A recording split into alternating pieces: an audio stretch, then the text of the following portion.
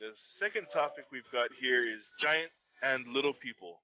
So we're stepping away from social sciences here and dipping a little bit more into the histories and oral cultures of our people. I had done some reading. I have a couple of ebooks online and I've been going through them looking for stories about giants because I remember when I was a kid it seemed like every adult had a story about giants in Samoa and they all seemed different.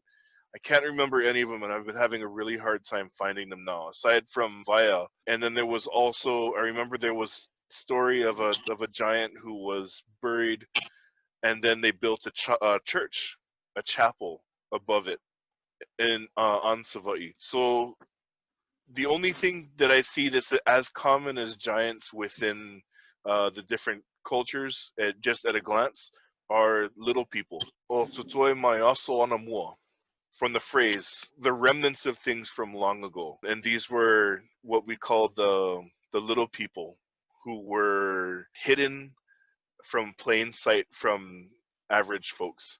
So, what I wanted to ask the group is in your cultures, do you have stories about giants first and then we'll talk about little people after? Does anyone want to volunteer to kick us off with a story about giants from the culture?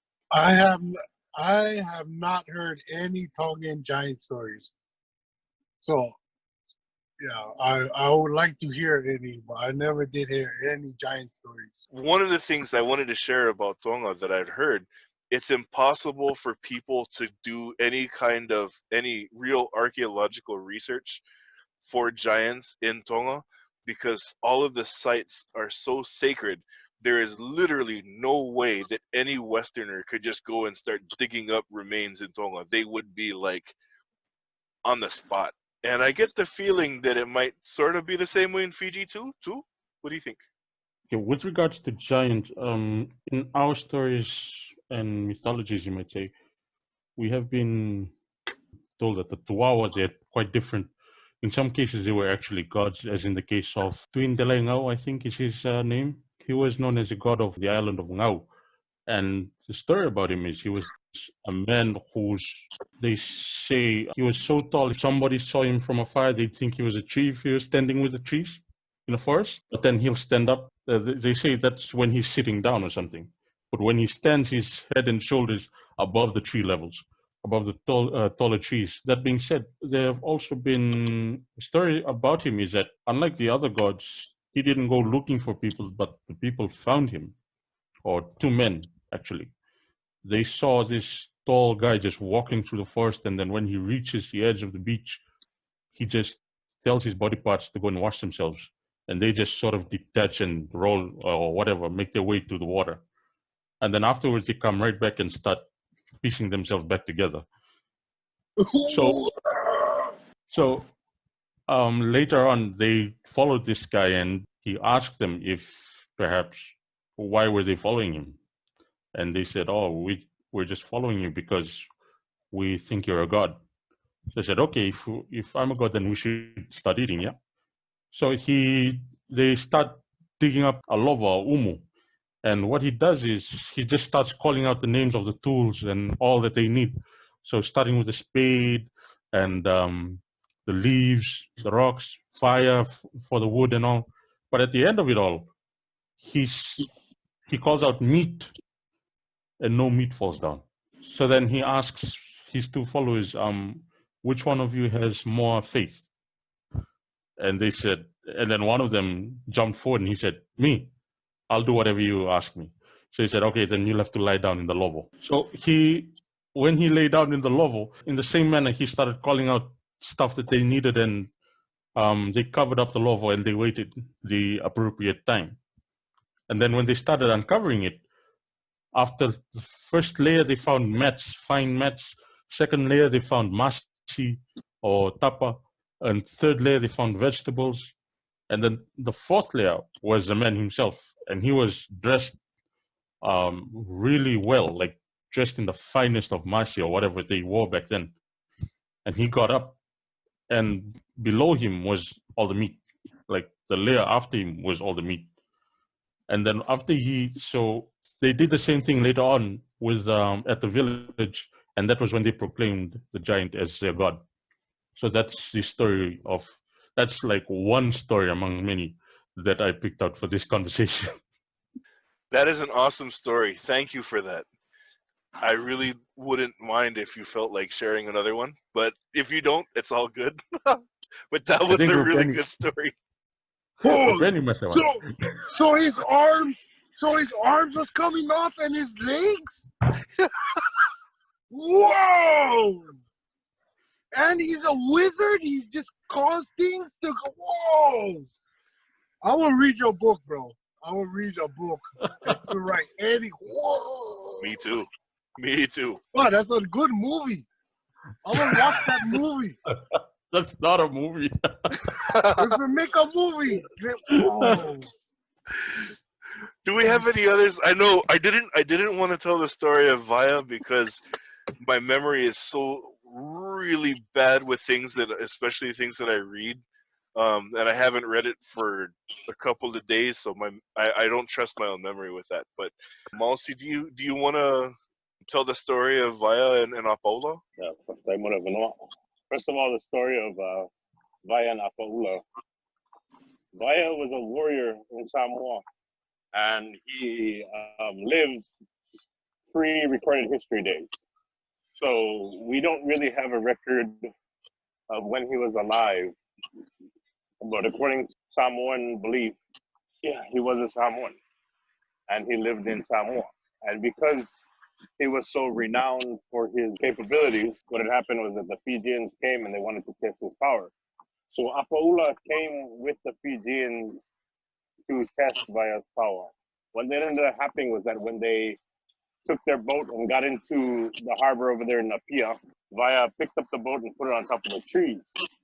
And again, this is in line with all of proverbial expressions coming from stories that we hear in the past. So basically, when we do anything, when we start a speech, when we start any like Ava ceremony, even when we fulfura, there's different phrases what we can say. And one of them is "Taliu atopoe." Oh, taliu atopoe. I will say, like that. That's how we begin by excusing ourselves for speaking in front of everybody. So Taliu Apopoe actually comes from the story about Vaya and Apollo, because what happened was these guys were up on top of the tree, and as they're Taliu, they're taking the buckets and then they're throwing the water out of the boat. They start to realize that the water is not hitting, like they're up on top of a tree. So they're no longer throwing the water out of the boat into the ocean, but they hear it hitting on top of the leaves of the coconut tree. So that's how that expression came about. So it's one of the reasons that, for me personally, that I believe in the existence of these kind of people, because there's a lot of, like we said before in the last conversation, Babao, it isn't just Malanga Upu, but they have, families, genealogies that actually descend from Vaya and Apaula and Vatau Chile as well. So the story goes that once they had come, Vaya put them on top of the tree, 3 or 4 brothers that had come from Fiji and had come to challenge Vaya. They realized that they had no chance, so they ended up serving him. And they gave him their sister, Apaula, to become his wife as kind of like to sweeten the deal. They're like, here, take our sister, she can be your wife. And she ends up getting pregnant. So while she's pregnant, she tells her husband that she wants to go back to Fiji and give birth. She tells him that that's their tradition, that she should go back to her own family and be taken care of while she's giving birth. Now, a whole bunch of things transpire in between that. But basically what she says is that, if anything should happen to me while I'm in Fiji, there will be signs. And one of the signs is that the sea will turn red, and you will know that something has happened to our son. She goes back to Fiji. Sure enough, the brothers get anxious about the son being born because they're afraid he's going to have the same power as Vaya, and they end up killing him. The sea turns red. Apaula calls out to her husband, but by the time she gets back to Samoa, he's already turned into a mountain. He becomes Mount Vaya by that time, and by the time she returns, his whole body, because he had stood there and waited for so long for her to come back, he had turned into a mountain except for his face and the mouth. So the face and the mouth are still able to speak to Apaula, but he has no way of getting back up and turning into his human form. So he tells Apaula, go to Savai, where we're from. So when she goes over to Savai, she finds Vatsausili, but his body is very, very weak. She finds this weak little kid, and what he's doing is he's catching butterflies to do this game we call Falelenga Pipi, sorry. So what it is basically you tie butterflies to your hands and your feet, and for some reason it imitates the illusion that you can fly because you got butterflies attached to your hands and your feet. So he's over there playing this game, and because he's so weakly and so scrawny, she looks at him and she's like, "There's no way this guy can help me avenge the death of my son." So he goes, "Just wait, I'm gonna go sleep in my cave, you know, and then once he comes back from the cave, then he'll be strong enough, he'll be big like Vaya." So he goes into the cave, he sleeps. Sure enough, after he comes out of the cave, he's a giant, just like Vaya. And then they go back to Fiji. Now, the two stories that I've heard about this that I was always curious about was that one version of the story just tells of Apaula taking Vatsausili with her to Fiji, and then there's no record of what happens after that. Another thing that I had saw a blip of on social media was that she had taken Vatsausili, they went back to Fiji, they avenged the death of the son, and once they had done that, there's a village in Fiji that I had heard of that actually claims they claim that they're descended from the marriage of then Vatsausili and Apaula, because after she's with Vaya, of course, he passes away, and then once Vatsausili avenges the death of the son and of Vaya, then the two of them marry, and then they carry on from there in Fiji. So I haven't found any evidence of that. I've looked, but as far as it goes with giants in Samoa, there are many examples of this, because you have Afia, there's a saying that goes, "Manatua Afia Isunabao." We have what we call in Samoa Sauai, and it's a little bit different than how we would see a giant, but at the same time, these are larger than life people, and even people like Tuifi Ai and Maria Painga. There's all these different people that were described as being larger than life, not just in their abilities, but their stature. And I actually have a picture that I wanted to share with you guys. I'll share it with you guys right now. If you look at this, I wanted to show you guys because it's kind of an example, if you can see. So this picture that I'm sending right now is actually a picture of Tupua Tamasese, the one that was martyred for Samoa's freedom.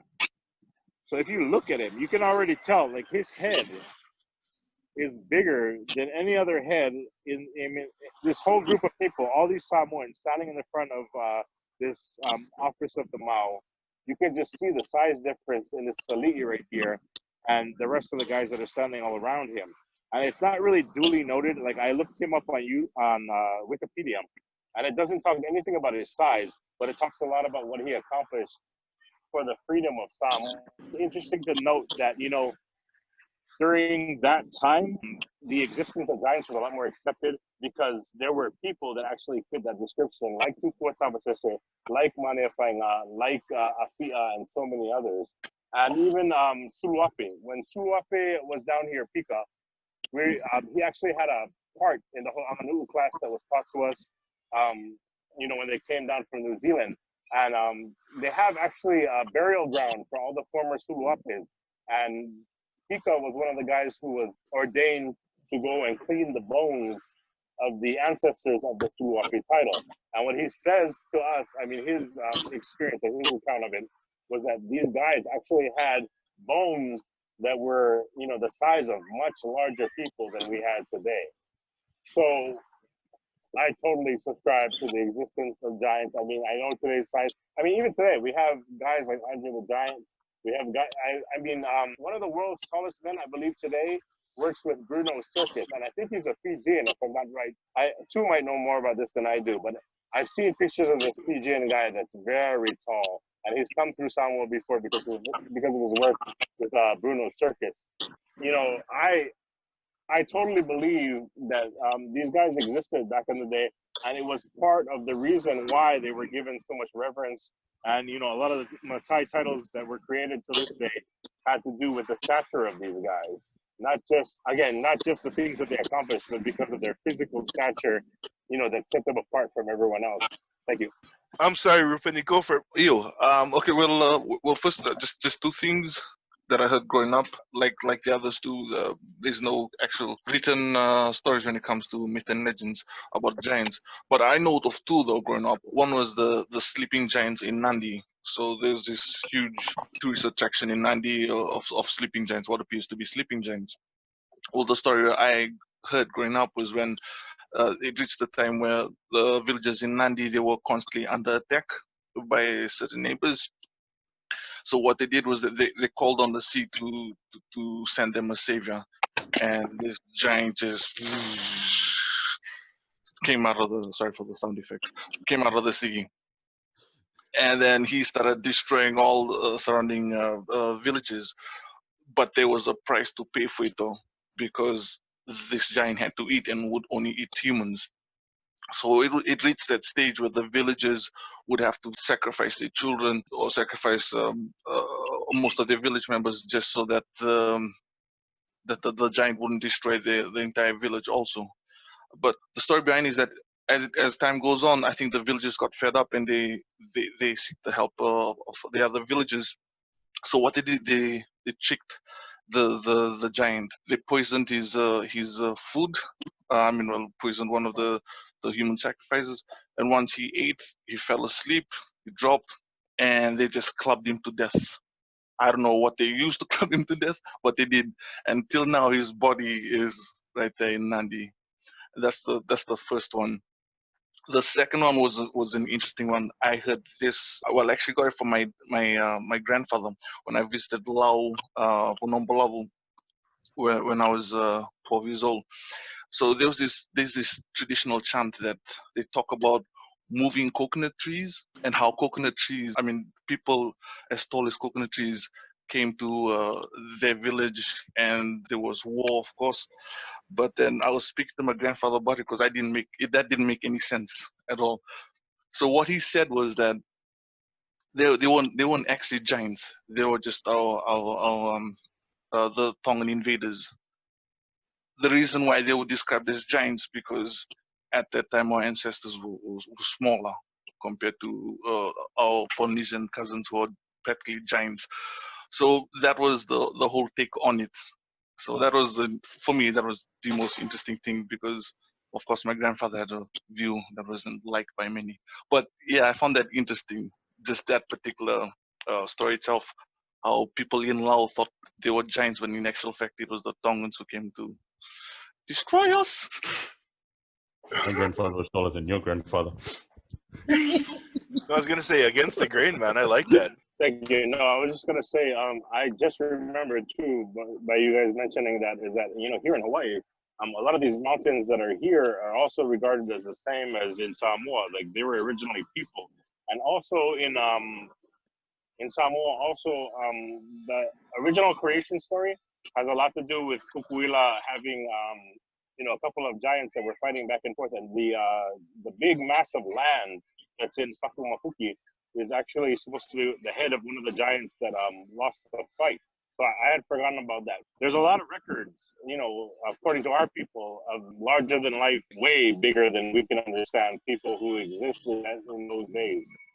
Thank you. Right on. Two. No, I was just remembering some stories of more recent giant. I'm not sure, I forgot, but when we had the indentured system, when the indentured system was still adopted by the British government, there was an instance of a ship floundering on the reef at Nasilai, that's close to the main island of Viti. And according to the stories, when that occurred, now this occurred at high tide, I think, because they couldn't see the reef at the time. And according to the stories of the villages then, their ancestors were so big that they were able to bring in people 2 or 3 at a time.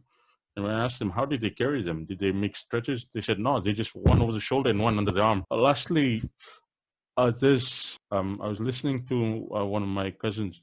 He was talking about his great-grandfather when they went to move his body because there was an issue with the land. when they uncovered the grave, they found two skeletons. One was the size of a normal man, and the other one was 2 or 3 times the size of the other one. And they said, because they were wondering who was the big guy, because they thought the normal guy was their great grandfather, whatnot. And then an old man from the village came and said, no, one of them, their great grandfather, whatnot, is the taller guy. And when he asked, so who's this guy? Is this like a woman or something that was buried with him? He said, no, that's his walking stick. So he was so tall that he needed a walking stick with him wherever he went, and his walking stick was literally another human being. He would rest his hand on that man's head when he was walking to steady himself. The story that this guy told me was, when they took out that guy, they found another guy below him and another guy below him, and then the old man told them, yeah, because he made a point of resting his hand on top of people's head, and sometimes he rested too far, and it just broke. Because according to them, his hand was so huge it covered the faces of the people who he used as his walking stick. That was how huge his hands were. Let's not talk about how big his feet were, but yeah. But anyhow, so yeah, those are the kind of stories. That's just a more recent history of giants in Fiji that I heard about. Awesome, thank you. Okay, like go for it. Oh, this is a Hawaiian one. Well, in Donakuli, there's a mountain, and there's a big, like a indention, like a long one on the side of the mountain. Yeah. So we used to go help the taro patch with these Hawaiian guys for like school and stuff. We'll get credit. So in the taro patch, they got crabs and stuff. Yeah, inside inside the water and stuff. So while you're walking, you're trying to get the taro, they bite you or they pinch you, right? So I'm over there like and, the kupuna guy, the old Hawaiian guy, is like, oh, it's okay. We got he's pointing to the other mountain range. I think Mount Ka'ala it's called. It's the highest mountains in Hawaii, on the west side of Oahu, where I'm from. So he's telling me that the mountain was an old giant, and the people was getting eaten by this sea serpent. So the people who lived in Nanakuli long time ago asked the giant for help. So the long indention in the mountain in Nanakuli is the giant whipping the sea serpent on top of the mountain. So that's the indention from the giant. So the giant whipped him on the mountain, killed him, and he ate the snake and fell asleep. And that's the mountain, Mount Ka'ala. That's the story he told us when I was like in high school. I don't know if that's real, but I thought I was a giant. That's still a pretty good story, though. I'm gonna have to look into that one. Yeah. Mousy, go ahead, bro. Thank you. I mean, just in line with what Coco said, I had forgotten about Pulo Ranch. The story there about Pulo Ranch, a lot of the landmarks over there are named after a giant lizard that used to live in that area. And actually, Kualoa is named after the bat, because what had happened is that this giant lizard was terrorizing that part of the land. And another giant, a human giant, or a humanoid at least, came and took it apart. And because of the different pieces that were thrown in different areas, so like Kualoa is the back, I believe Chinaman's hat might be the head, and then there's different areas in that area that are named after the different areas where the parts of the Mo'o landed. Beyond just that, I wanted to make a mention, because when I was in Marshall Islands, the whole island of Pushrai is actually named the island of the sleeping lady, because what they believe is that, there was this giant woman who lied down. Yeah, it's basically like Te Fiti, because this woman lied down and the entire island is made up of her body. Actually, also in Tutuila, I remember when I was a kid, not Mount Alava, but the ridge adjacent to, connecting, going towards Rainmaker, which is further east. That was something the older uncles and aunties used to tell us. If you look carefully, you can see the facial features of the giant that's sleeping, that fell asleep there. And that's, they call it the sleeping giant. I don't remember the name of the mountains. I just know it's kind of like it's just about halfway between Rainmaker and Mount Alava, where the tramway is, the cable car. So that said, we covered some really good ground with some awesome giant stories. I wanted to lead us over now to the little people. All of Polynesia have stories.